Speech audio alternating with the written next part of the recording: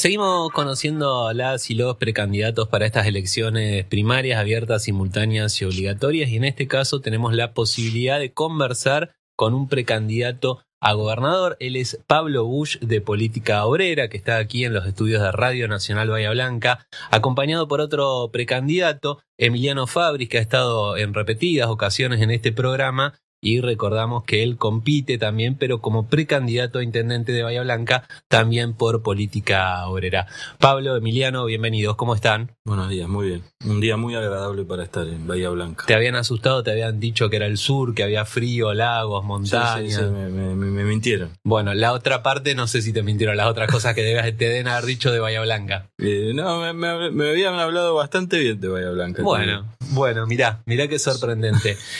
Pablo, me contaba fuera del aire, primera vez en Bahía Blanca, ¿cómo, más allá de los chistes, ¿no?, y los prejuicios que uno puede llegar a tener o no sobre la ciudad, qué viste acá? Bueno, llegaste hoy, ¿verdad? Sí, hoy hicimos una recorrida. Te puedo decir que he escuchado informes sobre la situación del Hospital Pena, que hace honor a su nombre, digamos. Sí.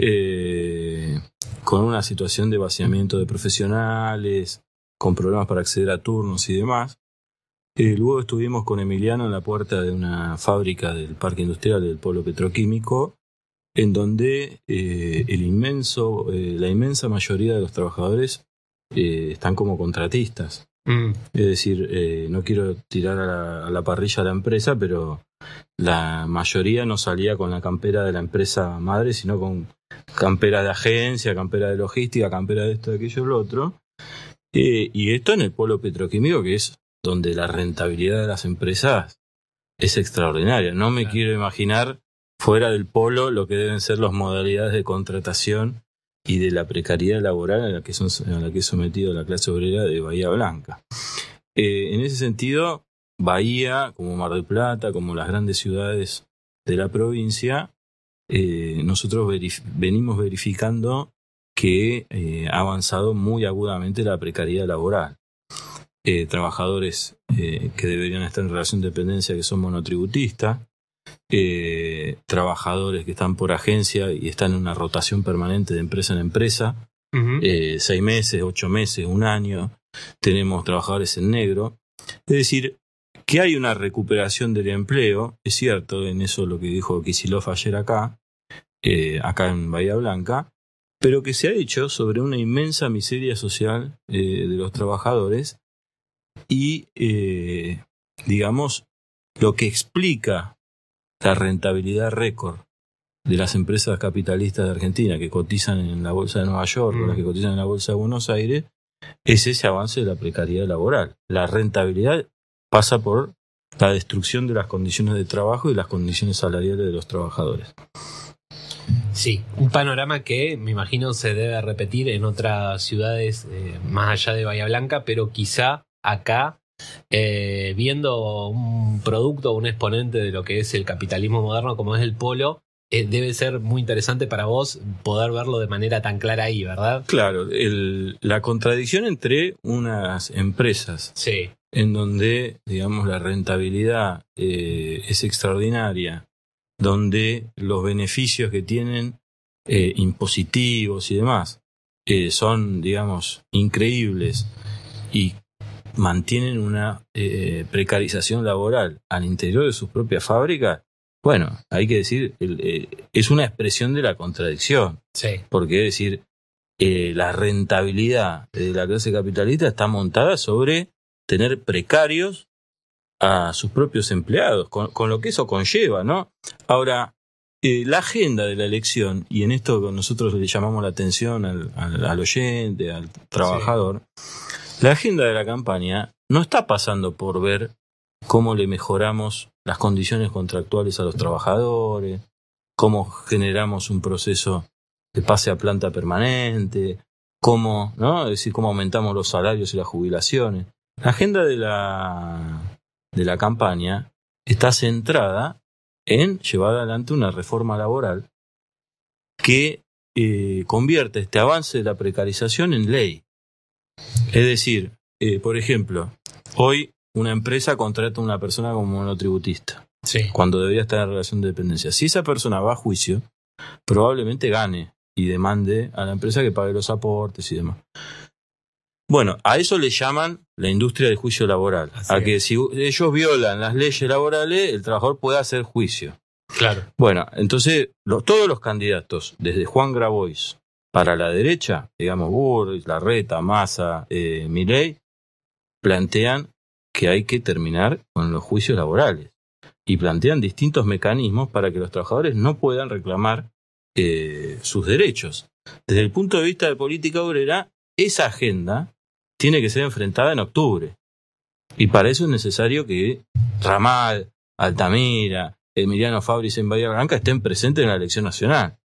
Para eso pedimos el voto de cara a las PASO, para, digamos, pasar de ronda y tener la posibilidad de dar la lucha y desenmascarar a estos precarizadores seriales que apuntan a convertir a la Argentina en un ejército, a la clase obrera argentina, en un ejército de precarizados. Ahora, hace no tanto tiempo, antes de que volviera a estar en agenda toda la cuestión de la flexibilización laboral, que vos recordarás que no es la primera vez que aparece en la Argentina. Tuvimos una, sin irnos tan lejos, en el gobierno de la Rúa, y después hubo un intento en los últimos años del gobierno de Mauricio Macri, después de la previsional, quisieron ir por una laboral. No se logró lograr ese logro, diría Mauricio Macri. Después medio como que eso quedó como mala palabra. Y en algún momento, yo recuerdo, creo que fue a principios de 2021, antes de esa campaña, se hablaba, ¿no?, de reducir la jornada laboral. Bueno, para que haya mejor calidad de vida y también para repartir un poco esos mejores salarios que tienen algunas ramas, otras no, porque están, como bien vos decís, tercerizados, entonces hacen el mismo trabajo, pero cobran como si fueran de otra empresa, con otro convenio. Digo, ¿qué pasó que nos corrimos de esa agenda progresista, por ponerle un mote, de progreso social en ese sentido, y llegamos a esta, ¿no?, donde directamente tenemos un partido que ya fue gobierno, que dijo Revolución de la Alegría, globos amarillos, y después hizo desastre, que ahora están prometiendo lo que no llegaron a hacer, que va en contra de la inmensa mayoría, especialmente de los trabajadores, y que no parece despertar el rechazo que hubiera generado en ese momento, porque si Macri en 2015 decía yo te voy a devaluar, te voy a hacer esto, te voy a echar empleados públicos, bueno, no hubiera podido ganar seguramente. Seguro. El punto es el siguiente: las dos coaliciones que han gobernado han fracasado en sus proyectos de salida. Argentina es un país quebrado, con una deuda de 550.000 millones de dólares, y esa quiebra del Estado, para el programa del FMI y para los tenedores de deuda, tiene que ser transferida a la clase obrera. Por eso toda la discusión es que el FMI reclama una reforma laboral, una reforma previsional, para lograr una rentabilidad de la clase capitalista que permita pagar los intereses de la deuda, honrar, digamos, los pagos. La agenda de la reducción de la jornada es un blef que hacen algunas empresas. Se ha planteado en el Congreso, incluso hay un proyecto de Hugo Yasky en el Congreso, que por supuesto ha sido cajoneado, como todos los proyectos progresistas que se han presentado, y Hugo Yasky no hizo nada, le cajonearon el proyecto, pero él sigue apoyando al gobierno de Alberto Fernández y Sergio Massa. El blef de las empresas, ¿en qué consiste? Dice, bueno, en primer lugar, la reducción de la jornada es solo para el personal administrativo. Es decir, el personal que no realiza tareas de operación de maquinaria. Ajá. En primer lugar. Segundo lugar, a esos administrativos los convierten en trabajadores a destajo. Es decir, usted tiene que cumplir con estos 10 proyectos. Si cumple con esos 10 proyectos, usted trabaja el lunes a jueves y medio viernes, el viernes de la alegría, el viernes flex, el franco semanal de regalo. Es decir, hay 1000 empresas haciendo esto, pero ellos se garantizan que el administrativo cumpla con los objetivos que le plantean. Es decir, es una implementación de trabajo a destajo. Es como si dijeran a usted, bueno, usted haga la cantidad de caramelos que nosotros le pedimos, si la hacen 8 horas, la hacen 8 horas, si la hacen 12, la hacen 12, si la hacen 6. es el trabajo del siglo XIX. Claro. Yo conozco administrativos que tienen esos beneficios, obviamente que son bienvenidos, sí, de esa libertad, de esa flexibilidad horaria, pero yo lo veo que trabajan en la casa los fines de semana, que trabajan en el colectivo, es decir, que laburan más de lo que laburaban de lunes a viernes cumpliendo horario. ¿Por qué? Porque para tener esos beneficios tienen que llegar a cumplir con los objetivos. Ahora, esta supuesta agenda de la clase capitalista de mejorar las condiciones de vida, quiero decirte que intentan resolver la cuadratura del círculo. O se prioriza la rentabilidad de los capitalistas o se prioriza la vida social de los trabajadores. No se puede un capitalismo amigable, un capitalismo verde. Bueno, con la naturaleza pasa lo mismo. Las empresas dicen, no, nosotros reciclamos, nosotros esto, nosotros aquello. Vayan al polo petroquímico y vean las empresas en las condiciones que trabajan y la cantidad de desechos tóxicos, el efecto invernadero que generan. Bueno, es decir, o la rentabilidad de los capitalistas o la protección del medio ambiente. Es decir, son contradicciones insalvables. Entonces, esta agenda solo puede ser llevada adelante si es tomada por los trabajadores, la de la reducción de la jornada. Todas las conquistas progresistas, la jornada de 8 horas, sí, no fue el resultado de una política de las empresas capitalistas que vinieron y dijeron, bueno, ahora queremos que los trabajadores tengan vida. Fue una lucha de la clase obrera de décadas para imponerse. Seguro. Con la misma política, ahora Política Obrera plantea que la jornada debe ser reducida. Hoy el nivel de productividad del trabajo industrial es inmenso. Claro. Es inmenso, ha avanzado. Yo trabajo en una máquina que antes hace 10 años trabajaban 10 personas, ahora trabajamos 2. Y hace 30 años trabajaban 20 personas. Claro.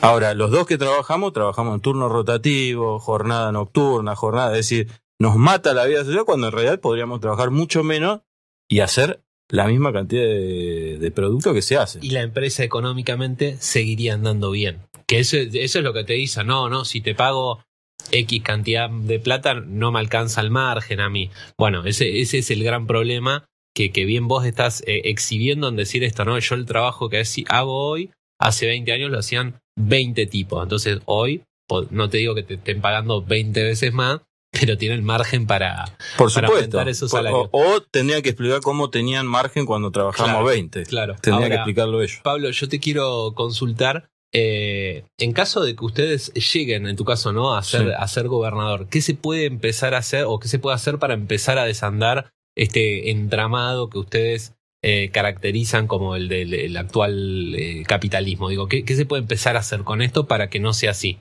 Muy buena pregunta. Primera medida es un aumento general de salarios. Hay que llevar el mínimo al costo de la canasta familiar. Hoy está creo que por arriba de 400.000 pesos la canasta familiar. ¿Qué es lo que el INDEC dice que necesita una familia para vivir? Ni más ni menos. Ese sería el salario mínimo. Después, hay que subir las jubilaciones. Hoy las jubilaciones fueron las más perjudicadas en la última etapa. Es decir, que se paga los intereses de la deuda sobre la base de la confiscación de los jubilados. Y dicen, bueno, pero a los de la mínima le damos un bono. Pero cualquier trabajador sabe que un bono no es salario. Que el bono es hoy bono mañana no bono. Y claro, que no impacta sobre los ítems. Es decir, un bono no es lo mismo que aumento salarial. Cualquier trabajador lo sabe. Entonces, empezando por estas medidas y luego, atendiendo la pregunta que vos me hiciste, nosotros proponemos la convocatoria de una asamblea constituyente porque un gobierno de trabajadores no puede coexistir con esta justicia corrupta y podrida que tenemos en la Argentina, no puede coexistir con este poder legislativo. Entonces, una constituyente que se voten unos constituyentes que se elijan por fábrica, por distrito, y discutir una reorganización social integral partiendo de los intereses de los trabajadores, como dije yo, el salario, las jubilaciones y demás. ¿En qué punto esto choca, digamos, con la realidad? Y choca con los intereses de la clase capitalista, porque una constituyente soberana de los trabajadores en este país, lo primero que va a hacer es repudiar la deuda externa. Porque la deuda de 57.000 millones que trajo Macri más la deuda de las LELIX y de las LEVAX y la deuda de los títulos en pesos, no pasaron en ningún momento por las manos de la clase obrera en este país. Fue todo directamente a la fuga de capitales. Inclusive te digo más, este planteo de Patricia Bullrich de un nuevo blindaje del FMI tiene que ver con financiar una nueva fuga de capitales, porque hay una cantidad de fondos que trajeron dólares en su momento acá a la Argentina, quedaron enganchados, Pinco, Templeton, quedaron enganchados y ahora se quieren ir en dólares. Claro. Y para irse en dólares necesita que en el Banco Central haya dólares. Claro. Entonces, el punto central de nuestro planteo es una reorganización social en defensa de los intereses de los trabajadores. Bien. Pablo, un tema que no puedo dejar de preguntarte, vos sos candidato a gobernador, en la Constitución dice que la seguridad es un tema de las provincias, algo que acá conocemos de muy cerca porque el gobierno municipal ha argumentado esto, ¿no? Como para desentenderse un poco de la seguridad, ha degradado la secretaría, subsecretaría, le ha cambiado el nombre, etcétera, etcétera. Hay todo un debate, ¿no? Sobre la seguridad, si mano dura, si mano blanda, que esto, que el otro. Yo creo que está pendiente en gran medida un debate de cómo podemos tener una seguridad democrática a 40 años de el fin de la dictadura.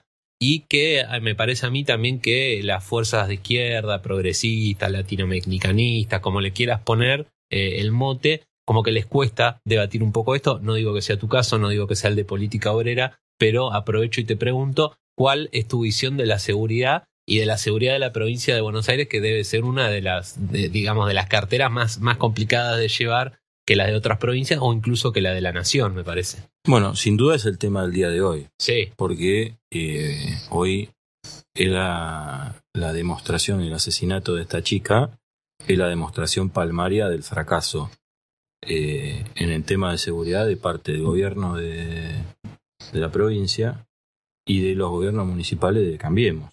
Porque el intendente es el candidato a gobernador, el intendente Lanús. Con lo cual han suspendido la campaña ellos y demás con gran congoja en un acto que, digamos, de encubrimiento, de autoencubrimiento. Desde el punto de vista de política obrera, una sociedad con una degradación social cada vez mayor, el problema de la inseguridad no tiene soluciones inmediatas. Tendrá que ser parte de la discusión en la Asamblea Constituyente y demás. Lo que sí decimos con claridad es que esto que existe hoy es el fracaso de las leyes de mano dura de Axel Bloomberg y de el padre de Juan Carlos Bloomberg, el padre de Axel, y de las leyes que se aprobaron en su momento de bajar la edad de imputabilidad, de leyes más duras, encarcelamiento. No es una salida y se utiliza la cuestión de la inseguridad como una cobertura, como una hoja de parra para instalar un estado policial, que es lo que plantea Bullrich, lo están planteando algunos intendentes, inclusive quieren asociar la inseguridad con la protesta social, ¿no? Es decir, bueno, las taser, toda esta discusión tiene que ver con desarmar los piquetes, desarmar las huelgas y demás. Será parte de una discusión. Nosotros tenemos elaborado un planteo de una seguridad ciudadana organizada por los trabajadores. Ahora, tiene que ser parte de una discusión integral porque en este cuadro de situación social la cuestión de la seguridad no tiene una solución inmediata y los que dicen tenerla son los que fracasan rápidamente, como hoy han fracasado Kicillof y Grindetti. Te pido en breve que me explayes un poco cómo es esto de una seguridad organizada por no recuerdo exactamente cómo dijiste. Claro, es decir, en un barrio, sí, un grupo de trabajadores del barrio, de ciudadanos, organizan una seguridad de iluminación de los lugares inseguros, de patrullaje y demás, obviamente como parte de una reorganización integral de la sociedad dirigida por los trabajadores. ¿Esto no sumado a la policía o sin una policía como la? Bueno, habrá que discutir la cuestión de la policía porque desde el punto de vista de política obrera, la policía ha sido una continuidad. La mayoría de los oficiales de la dictadura siguieron al mando. Y tenemos enquistada una cantidad de mafias increíble al frente de la policía bonaerense, la policía federal, inclusive como responsables de la organización del delito. Bien. Entonces, muy probablemente haya que discutir desmantelar. Bueno, seguro va a ser un tema que vamos a poder charlar después de las PASO, pero aprovechando que nos queda un minuto y te pido brevedad, sí. Lo escuché a Marcelo Ramal hablar de Emiliano Fabris y por qué hay que votarlo acá en Bahía Blanca. Quiero escucharte a vos, Pablo Busch, precandidato a gobernador de Política Obrera. ¿Por qué votar a Emiliano Fabris en Bahía? Bueno, en primer lugar, necesitamos que después de las PASO hayan defensores de los trabajadores, voceros socialistas, para enfrentar a los candidatos del ajuste de Cambiemos y de, digamos, Unión por la Patria. En el caso de Emiliano Fabris, tenemos una joven promesa de la izquierda, un compañero joven, ya con trayectoria, es, digamos, de acá, nacido y criado en Bahía Blanca. Yo, si tuviera la oportunidad de votar aquí en Bahía Blanca, lo votaría sin duda. Bien. Por lo menos con el objetivo de que esté en el debate central. Bien, gracias Pablo, gracias Emiliano. Conversamos con Pablo Busch y Emiliano Fabris, ambos de Política Obrera, precandidato a gobernador y a intendente de Bahía Blanca respectivamente.